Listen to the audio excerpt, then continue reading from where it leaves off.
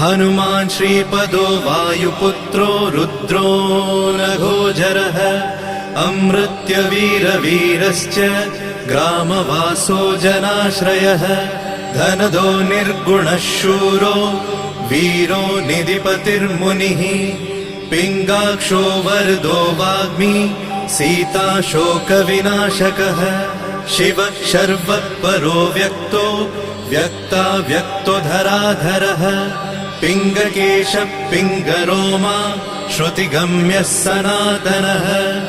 अनादिर्भगवान् देवो विश्वहेतुर्जनाश्रयः आरोग्यकर्ता विश्वेशो विश्वनाथो हरीश्वरः